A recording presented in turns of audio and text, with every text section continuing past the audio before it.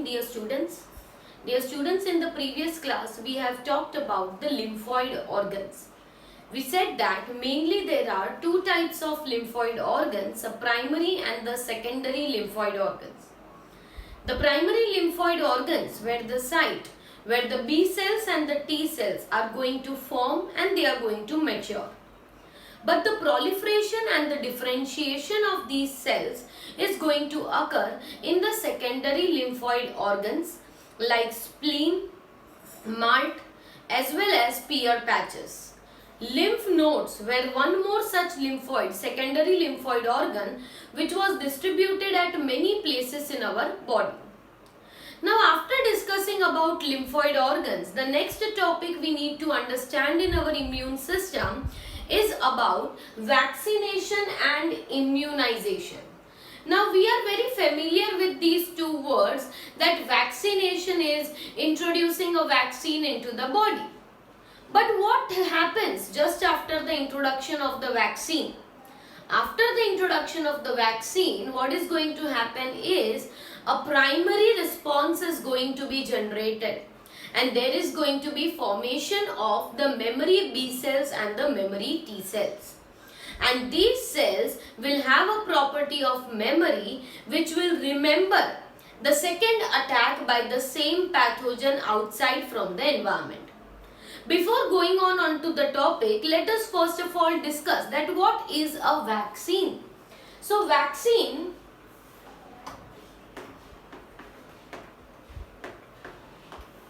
we need to understand what is a vaccine. Vaccine is a suspension, or you can say an extract of dead or attenuated pathogen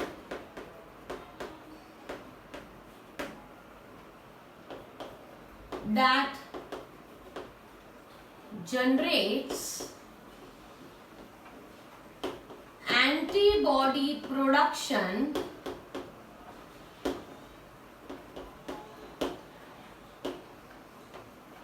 in an individual once inoculated.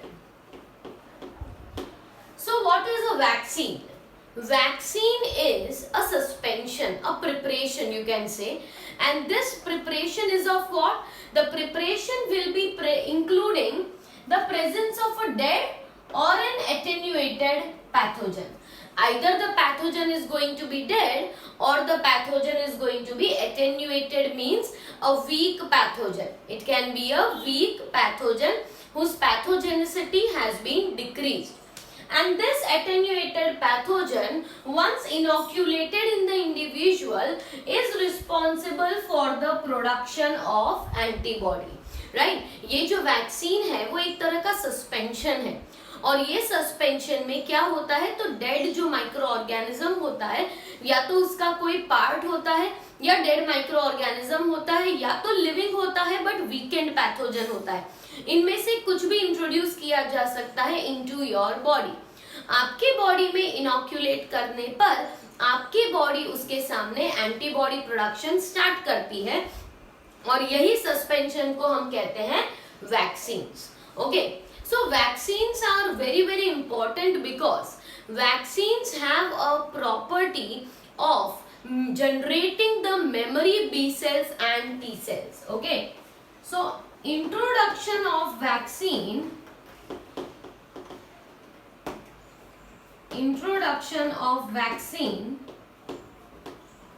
generates memory B and T cells. What does it generate?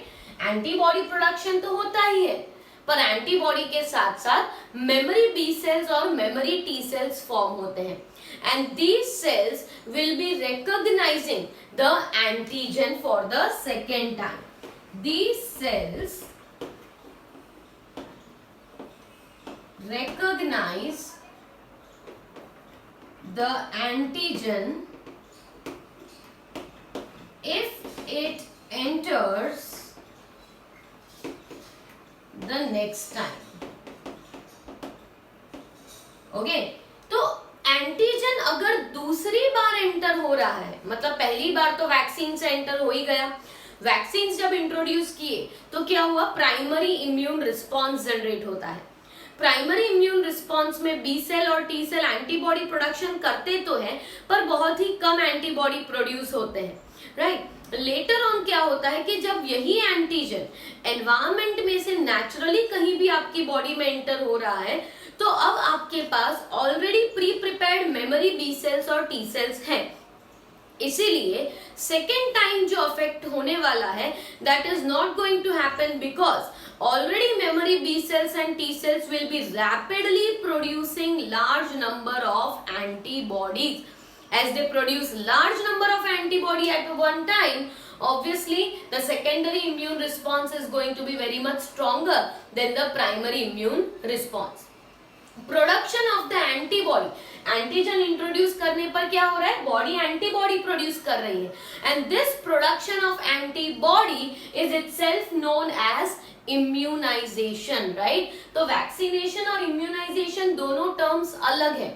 Antigen को introduce करना body के अंदर, that is vaccination, पर इस antibody antigen के against जो हमारी body antibody production कर रही है, उसे क्या कहा जाता है, इम्यूनाइजेशन कहा जाता है, right.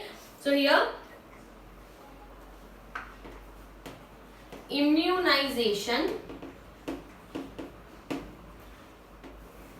immunization is production of antibody on the entry of antigen is called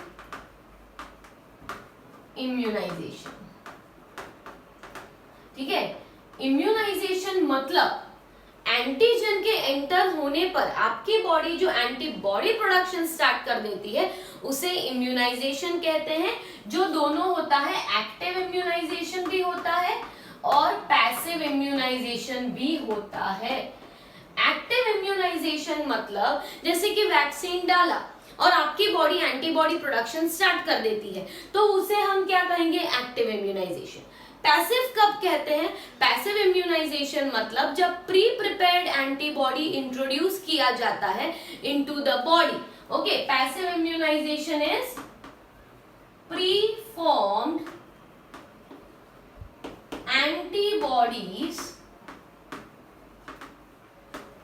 are introduced in the body।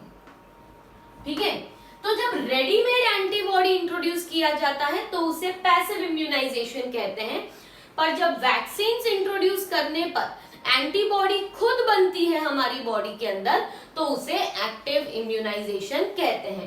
Passive immunisation हम कह सकते हैं in the case of snake bite, right. Snake bite जब होता है तो इस केस में हम एंटीबॉडी बनने का वेट नहीं करते, हम डायरेक्टली प्री फॉर्म्ड एंटीबॉडीज जो है वो इंट्रोड्यूस कर देते हैं बॉडी में, और इसीलिए स्नेक बाइट के वक्त जो हमारी बॉडी में इम्यूनाइजेशन हो रहा है वो है पैसिव इम्यूनाइजेशन। ठीक है, जबकि एक्टिव इम्यूनाइजेशन मतलब हमारी बॉडी खुद भी एंटीबॉडी प्रोडक्शन करने ही वाली है, right. Though it is going to take a longer time, but it is going to produce antibody by itself and therefore it will be active immunization. So vaccination and immunization are two different terms.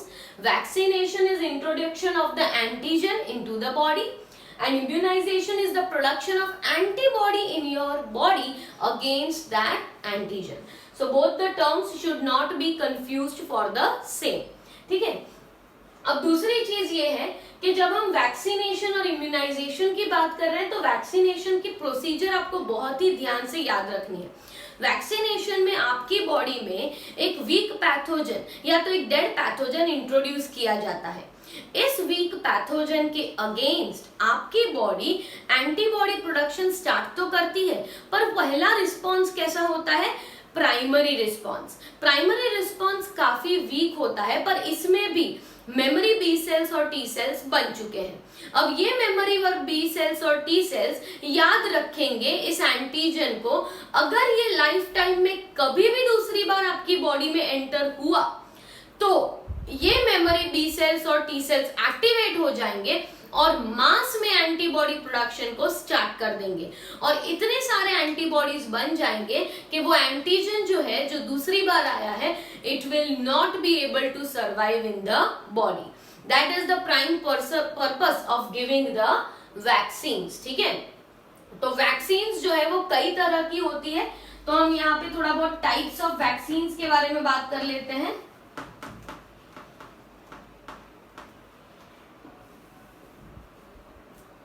Types of vaccines. Types of vaccines can be many,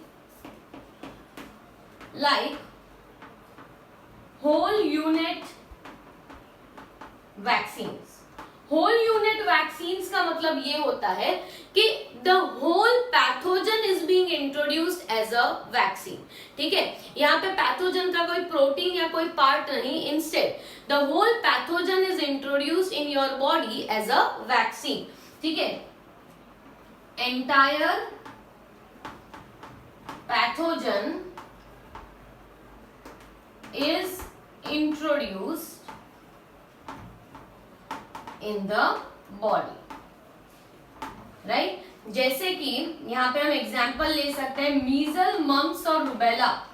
मीजल, mums और rubella का जो virus मतलब जो vaccine है, इसमें organism जो है as a whole is being introduced into the body, but this vaccine is attenuated. Attenuated मतलब पूरा बैक्टीरिया या पूरा जो ऑर्गेनिज्म है वो वीक कर दिया जाता है, उसकी पैथोजेनिसिटी को रिड्यूस करके फिर इंट्रोड्यूस किया जाता है। तो होल यूनिट एटेन्यूएटेड वैक्सीन्स का मतलब ये होता है कि द एंटायर बैक्टीरिया और virus is being introduced into your body, but after removing its pathogenicity और after removing its disease causing ability, completely remove नहीं होती पर थोड़ी बहुत remove करने के बाद, मतलब weak pathogen instead, in short weak pathogen आपकी body में introduce किया जाता है, right? Even in the case of polio also such type of whole unit attenuated vaccines are being introduced. Okay, then after there can be other type of vaccines like subunit vaccines. Subunit vaccines में a part of the pathogen or the microorganism is introduced.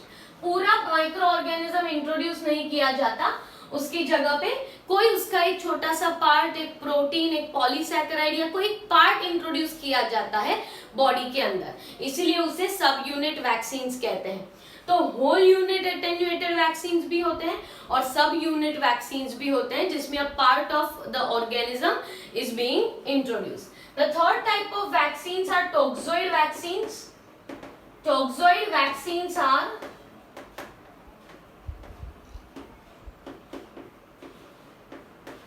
vaccines that act on toxins produced by pathogen. Toxins produced by pathogen. तो pathogen जो toxin बनाता है उसी toxin के against anti toxin जैसी vaccine introduce की जाती है बॉडी में, तो उसे टॉक्सोइड वैक्सीन्स कहा जाता है।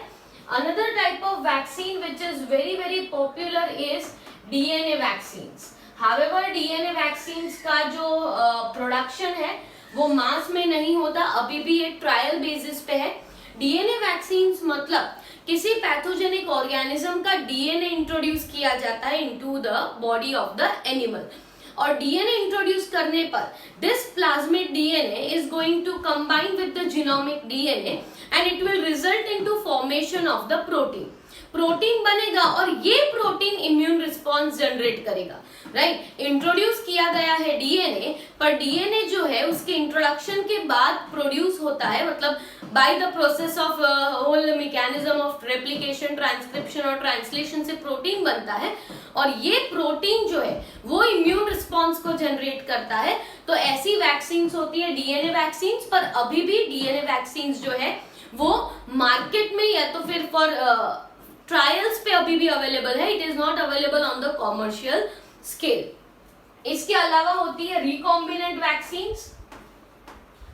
रिकॉम्बिनेंट वैक्सीन जो होती है they are genetically modified vaccine. Recombinant vaccine का मतलब है जेनेटिकली इंजीनियर्ड वैक्सीन होती है, मतलब जैसे कि हेपेटाइटिस बी की जो वैक्सीन है वो यीस्ट में जेनेटिक इंजीनियरिंग करने से बनाई गई है, ठीक है। तो मॉडिफाइड वैक्सीन होती है वो नेचुरली आइसोलेट नहीं की जाती फ्रॉम द ऑर्गेनिज्म, या आइसोलेट करने के बाद उन्हें मॉडिफाई किया जाता है। So here we can see that there can be different types of vaccine. Whole unit vaccine में पूरा ऑर्गेनिज्म इंट्रोड्यूस किया जाता है, सब यूनिट वैक्सीन में ऑर्गेनिज्म का कोई एक पार्ट इंट्रोड्यूस किया जाता है, टॉक्सॉइड्स वैक्सीन में एंटीटॉक्सिन्स इंट्रोड्यूस किए जाते हैं, डीएनए वैक्सीन में डीएनए इंट्रोड्यूस किया जाता है, और recombinant vaccine are formed by genetic engineering. First generation vaccine होती है जो डायरेक्टली ऑर्गेनिज्म से आइसोलेट की जाती है। सेकेंड जनरेशन वैक्सीन जो होती है वो जेनेटिक इंजीनियरिंग से बनाई जाती है, और थर्ड जनरेशन वैक्सीन जो हैं जो अभी भी मार्केट में कॉमर्शियलाइज नहीं है, जो अभी भी ट्रायल बेसिस पे चल रही है, उसे थर्ड जनरेशन वैक्सीन, जैसे कि एड्स और इन सब की जो वैक्सीन हैं वो अभी थर्ड जनरेशन वैक्सीन हैं, क्योंकि उनका कोई भी अभी properly it has not been released out. जबकि फर्स्ट जनरेशन वैक्सीन ऐसी होती हैं जो ऑलरेडी आइसोलेट ऑर्गेनिज्म से की गई है and they are being provided to the people also, right. तो जो पोलियो है और वो सब है ये सारे फर्स्ट जनरेशन है। सेकेंड जनरेशन में जेनेटिकली मॉडिफाइड वैक्सीन होती है, जैसे कि हेपेटाइटिस बी की वैक्सीन, ठीक है। सो यहाँ पे वैक्सीनेशन एंड इम्यूनाइजेशन टॉपिक हम खत्म कर रहे हैं, and next we will talk about some of the disorders of our immune system.